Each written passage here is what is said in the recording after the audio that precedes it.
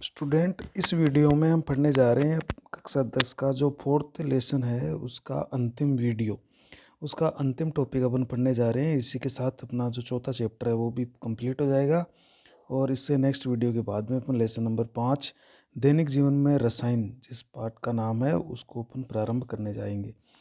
तो अभी इस वीडियो को अपन पढ़ लेते हैं और इस फोर्थ चैप्टर को फिनिश करते हैं। तो इसका लास्ट टॉपिक है, देखो, अंग दान व देह दान। अंग दान और देह दान नाम से स्पष्ट है अंगों का, शरीर के अंगों का दान करना या पूरे शरीर का दान करना। तो होता क्या है कि जब कोई व्यक्ति जीवित अवस्था में होता है या जब उस व्यक्ति की मृत्यु होती है तब उसके शरीर का या उसके कुछ अंगों का दान किया जाता है। तो ये अंग या शरीर क्या होता है, जो ज़रूरतमंद व्यक्ति होते हैं जिसको अंगों की आवश्यकता है और वो अंग देकर उसके जीवन को बचाया जा सकता है, उसके जीवन में खुशी लाई जा सकती है। तो उस अंग को उस व्यक्ति को ट्रांसफ़र कर दिया जाता है, उसको दान दे दिया जाता है, उसके शरीर में लगा दिया जाता है। तो उसकी जो व्यक्ति जीवित व्यक्ति है उसकी जान बच जाती है। तो ये एक बहुत ही महत्वपूर्ण दान है और इससे हम कई लोगों की जीवन को बचा सकते हैं। वरना होगा क्या कि जैसे व्यक्ति मृत्यु होता है तो कुछ समय पश्चात वो अंग वैसे ही उसके ख़राब हो जाते हैं। तो क्यों ना उस अंग को या शरीर को देकर किसी ज़रूरतमंद व्यक्ति को की जान बचाई जा सके। तो इसी वीडियो में अपन ये पढ़ेंगे कि अंगदान और देहदान होते क्या है, इस हम किस तरह से कर सकते हैं। तो इसका मतलब है जीवित एवं मृत व्यक्ति द्वारा, देखो, जीवित एवं मृत व्यक्ति द्वारा किसी अन्य व्यक्ति को कोई ऊतक या अंग का दान करना अंगदान कहलाता है। अब ये अंगदान है वो कोई जीवित व्यक्ति भी कर सकता है, जैसे किसी के 2 वृक्क होते हैं तो वो एक वृक्क किसी ज़रूरतमंद व्यक्ति को देता है। कोई यकृत है, यकृत का कोई भाग है वो उसको देता है। तो इस तरह से कई तो जीवित व्यक्ति ही अपनी जीवित अवस्था में ही अंगों का दान करते हैं और ज़्यादातर अधिकांशतः क्या होता है, जब व्यक्ति की मृत्यु होती है या तो उस मृत्यु के बाद में ही उस व्यक्ति के अंगों का या शरीर का दान किया जाता है। तो दाता द्वारा दिया गया अंग ग्राही जो व्यक्ति ले रहा है उसको देकर उसकी ज़िंदगी को बचाया जा सकता है। ज़्यादातर अंगदान दाता की मृत्यु के बाद ही होते हैं, क्योंकि मृत्यु के बाद तो वैसे ही वो अंग खराब हो जाते हैं, तो क्यों न किसी ज़रूरतमंद व्यक्ति को वो अंग दे दिए जाएं। जब किसी मृत व्यक्ति के संपूर्ण शरीर का ही दान किया जाता है, ज़्यादातर हम अंगदान मृत्यु के बाद में करते हैं, तो अगर किसी मृत व्यक्ति के पूरे शरीर का ही दान किया जाता है तो उसे हम देह दान किया जाता है। तो जो मेडिकल कॉलेज होती है जहाँ पर डॉक्टर पढ़ते हैं, डॉक्टर बनते हैं, वहाँ पर कई लोग अपने पूरे इस बॉडी को ही, पूरे शरीर को ही दान के रूप में दे देते हैं। इससे कुछ प्रक्रियाएं होती है, कुछ कागज़ बनाने होते हैं, तो उनको पहले ही पूरा कर लिया जाता है। एक मृत देह या मृत शरीर से देखो लगभग 50 ज़रूरतमंद लोगों की मदद की जा सकती है। मतलब एक मरा हुआ जो शरीर है, मृत शरीर है, उसके अंगों से 50 लोगों की जान बचाई जा सकती है, 50 ज़रूरतमंद लोगों की मदद की जा सकती है। तो इस तरह से अंगदान करना बहुत ही महत्वपूर्ण है और इसे ज़रूर व्यक्ति को करना चाहिए। अब देखिए कि अंगदान और इसे जो देहदान है इसका महत्व क्या है। तो महत्व क्या है, देखिए, मानव देह यानी मानव का शरीर प्रकृति की सर्वोत्तम करती है। सर्वोत्तम का मतलब है सबसे विकसित और समझदार प्राणी है मानव। लेकिन यह देह स्थायी नहीं है, ये देह स्थायी नहीं है, क्योंकि एक दिन वही व्यक्ति है वो बड़ा होता है, फिर वृद्धावस्था में पहुंचकर एक दिन उसकी मृत्यु हो जाती है। तो भारतीय दर्शन है उसमें ये कहा गया है कि हमारा जो शरीर है, मानव शरीर, वो 5 पदार्थों से बना हुआ है। वायु, पानी, मिट्टी जिसको मृदा भी कहते हैं, अग्नि और आकाश। मतलब हमारे जो भारतीय दर्शन है, ग्रंथ है, उसमें कहा गया है कि हमारा शरीर इन 5 पदार्थों से बना हुआ है और अंत में इन पाँचों पदार्थों में ही मिल जाता है। तो क्यों ना इससे पहले हम वो अंग है किसी ज़रूरतमंद व्यक्ति को दे दें।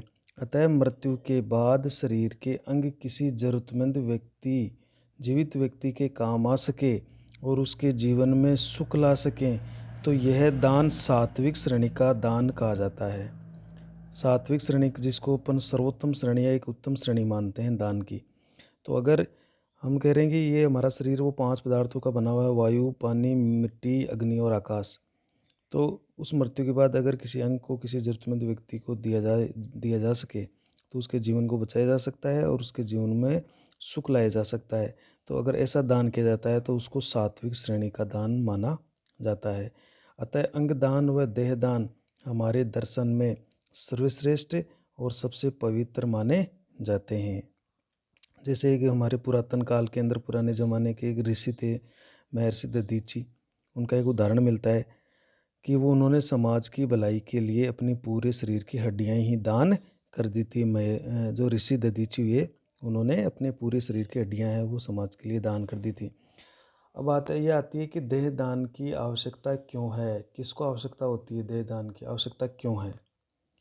तो देह दान की आवश्यकता इसलिए है, दो प्रमुख कारण है इसके देह दान के। देखो, देह दान का ये है कि मृत शरीर है वो वैसे ही उन 5 पदार्थों में मिलने वाला है।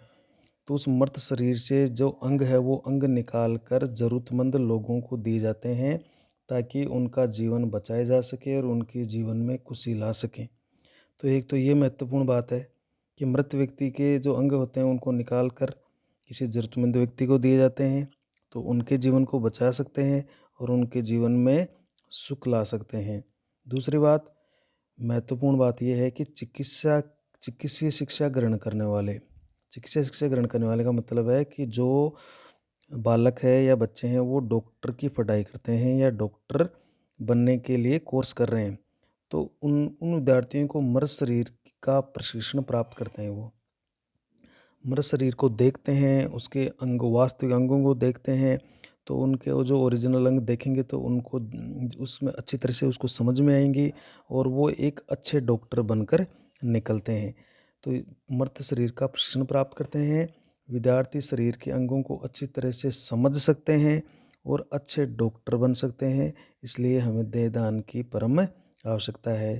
तो कई लोग हैं वो देहदान करते हैं, तो वहाँ जो डॉक्टर बन रहे हैं वो बालक, वो उस देह को देखते हैं, उसके अंगों को देखते हैं और अच्छी तरह से उसको समझ पाते हैं, उनकी संरचना को समझ पाते हैं, वो किस तरह से क्रिया करते हैं वो समझ पाते हैं। तो वो सारी जब वो पढ़ते हैं तो एक अच्छे विशेषज्ञ डॉक्टर बनकर निकलते हैं। इसलिए देहदान की परम आवश्यकता होती है। अब बात ये आती है कि कौन कौन देहदान कर सकता है, कौन कौन देहदान कर सकता है, कौन नहीं कर सकता।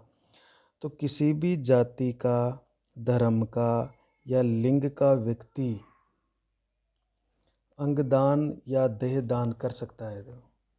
कोई भी जाति का, धर्म का या लिंग का व्यक्ति अंगदान या देहदान कर सकता है।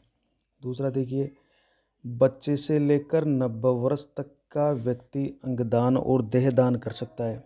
एक बच्चे से लेकर 90 वर्ष तक का व्यक्ति भी अंगदान और देहदान कर सकता है। लेकिन इसमें ये है कि 18 वर्ष से जब कम आयु का कोई बच्चा है तो उसके देहदान या अंगदान के लिए उसके माता पिता या जो उसके अभिभावक है उससे लिखित अनुमति या सहमति लेनी होती है। तो ये ज़रूर है।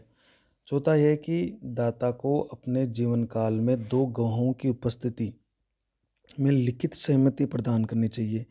जो भी व्यक्ति अंगदान या देहदान करना चाहता है अपनी मृत्यु के बाद, तो उसके लिए कुछ कागज़ तैयार होते हैं जिसमें 2 गवाहों के हस्ताक्षर होते हैं, तो उसको लिखित सहमति प्रदान करनी चाहिए।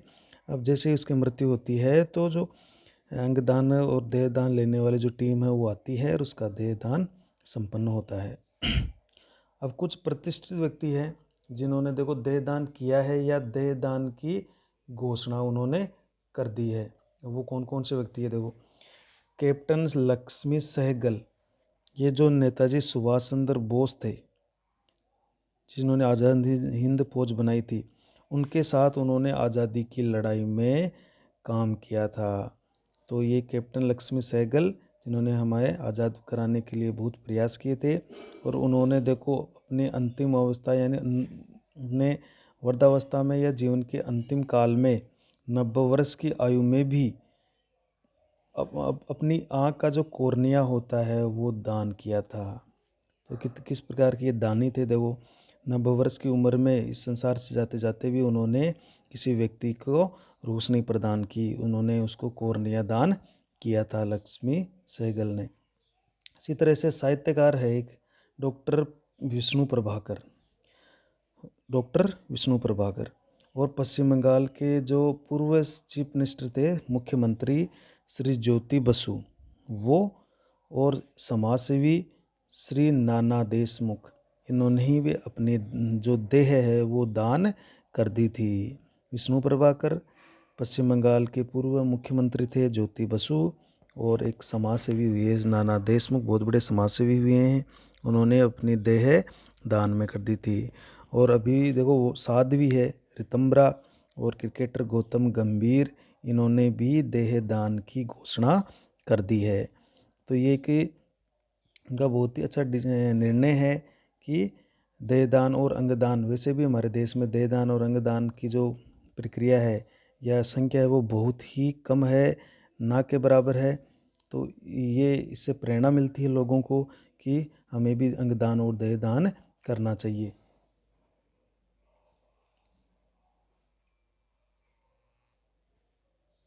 कुछ विशेष बिंदु और पढ़ लेते हैं। देखो कि हमारे देश में यानी पूरे विश्व में प्रति वर्ष 13 अगस्त को विश्व अंगदान दिवस मनाया जाता है। 13 अगस्त को अंगदान दिवस मनाया जाता है, जिसका मुख्य उद्देश्य क्या है? इस अंगदान मनाने का दिवस मनाने का मुख्य उद्देश्य है लोगों को देहदान व अंगदान हेतु जागरूक करना। इस अंगदान दिवस मनाने का एक उद्देश्य है कि लोगों को देहदान और अंगदान के लिए जागरूक करना, उनको प्रेरित करना। तो भारत में यानी पूरे विश्व में हर साल 13 अगस्त को अंगदान दिवस मनाया जाता है। ये भारत में अंगदान करने वाले व्यक्तियों की संख्या प्रति 10 लाख व्यक्तियों में से, यानी 10 लाख व्यक्तियों में से मात्र 0.8 ही है, मतलब एक व्यक्ति भी पूरे दान नहीं देता है। तो ये इनकी संख्या बहुत ही कम है। जबकि विकसित देशों में देखें तो लगभग यह संख्या 10 से 30 तक होती है, यानी उनमें देहदान अंगदान करने वालों की संख्या ज़्यादा है। जबकि भारत में प्रति 10 लाख व्यक्तियों में मात्र 0.8 व्यक्ति है वो अंगदान कर रहे हैं। तो कहने का मतलब है ये बहुत ही कम संख्या है। मृत्यु के 6 से 8 घंटों के भीतर, जब व्यक्ति की मृत्यु होती है तो लगभग 6 से लेकर 8 घंटों के भीतर देह को नेत्रदान हेतु काम में लिया जा सकता है। यानी 6 से 8 घंटों के अंदर भी अगर नेत्र है, उनका जो कॉर्निया है, वो भी किसी व्यक्ति को ट्रांसफ़र किया जा सकता है। तो ये भी एक लंबा समय है। तो निश्चित रूप से लोगों को देहदान और अंगदान के लिए आगे आना चाहिए, क्योंकि हमारे देश में बहुत सारे ऐसे लोग हैं जिनको, हज़ारों लोग ऐसे हैं जिनको देहदान और अंगदान की आवश्यकता होती है। तो मृत्यु के पश्चात जो अंग है वो पांचों पदार्थों में मिल जाते हैं, तो उनसे अच्छा है कि किसी जरूरतमंद व्यक्ति को वो देहदान अंग प्रदान किए जाए, ताकि उसके जीवन को बचाया जा सके, वो भी कुछ अपना जीवन अच्छी तरह से जी सकें। तो इसी के साथ हमारा जो चौथा चैप्टर होता है वो समाप्त होता है। और नेक्स्ट जो लेसन है, 5वां लेसन दैनिक जीवन में रसायन, उसको अपन प्रारंभ करने जाएंगे नेक्स्ट वीडियो में। अभी भी जिन विद्यार्थियों को कोई भी वीडियो देखने में समस्या आ रही है, तो जैसे आपको बताया गया, आपको अपने channel okay biology by BSS, जो आपको ऊपर अपना नाम दिख रहा है, इस नाम पर आप क्लिक करेंगे तो आपको क्लिक करते ही आपको ऊपर बहुत सारे आइकन दिखेंगे, उसको ऑप्शन दिखेंगे, जैसे होम है, वीडियोज है या प्लेलिस्ट है। तो प्लेलिस्ट में जब जाओगे, आप प्लेलिस्ट पर क्लिक करोगे, तो प्लेलिस्ट में क्लिक करने के पश्चात आपको वहाँ पर एक टाइटल मिलेगा जिसमें लिखा हुआ है कक्षा 10 विज्ञान साइंस RBSC। इसमें अध्याय नंबर 1 से लेकर अध्याय नंबर 4 तक के सभी वीडियो इसके अंदर रखे हुए हैं। तो आप जो भी वीडियो देखना चाहते हो, 1 नंबर अध्याय का, 2 नंबर अध्याय का, या 3 का या 4 का, तो उन सभी वीडियो को देखकर आप समझ सकते हो, उनको याद कर सकते हो और लिख भी सकते हो। तो ये आप कर सकते हो। और जल्दी अपन जो अपना अध्याय नंबर 5 है वो शुरू करने जा रहे हैं।